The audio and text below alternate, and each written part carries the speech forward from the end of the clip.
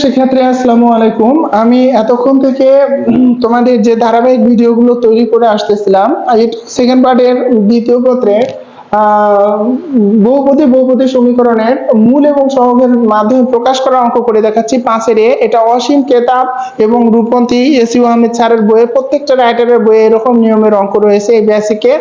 তো এত সমীকরণের মূলদয় আলফা বিটা হলে এত সমীকরণের মূলদয়কে আলফা বিটার মাধ্যমে প্রকাশ করো। প্রথমে আমি অঙ্কটি উঠে নিয়েছি x square dx plus c equal 0 সমীকরণের মধ্যে আলফা বিটা হলে আলফা প্লাস বিটা সমান মাইনাস x এর সহগ ভাগ x স্কয়ারের সহগ, আর আলফা বিটা সমান ধ্রুবক পদ ভাগ x স্কয়ারের সহগ।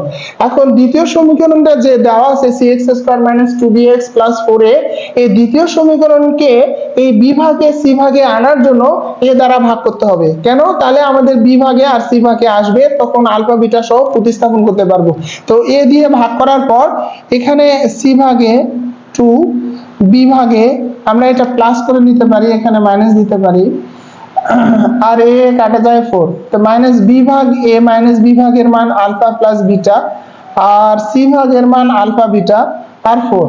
তো গুণ করে দেওয়া হয়েছে 2 alpha x 2 alpha x 2 beta x 2 beta x plus প্লাসে প্লাস, দুটি প্লাস। তারপর এই দুটির মধ্যে এবং এই দুটির মধ্যে আমরা মিলগুলো কমন নিব। তা আলফা x কমন নিলে এখানে বিটা x প্লাস 2 থাকে, আর এখান থেকে 2 কমন নিলে বিটা x প্লাস 2। তো beta x plus 2 beta x plus 2 common নিলে আলফা x প্লাস 2 থাকে, আর আলাদা আলাদা 0 হবে। Beta x plus 2 equal 0, alpha x plus 2 equal to 0। তাহলে এখান থেকে x এর মান মাইনাস 2 ভাগ বিটা, এখান থেকে x এর মান মাইনাস 2 ভাগ আলফা।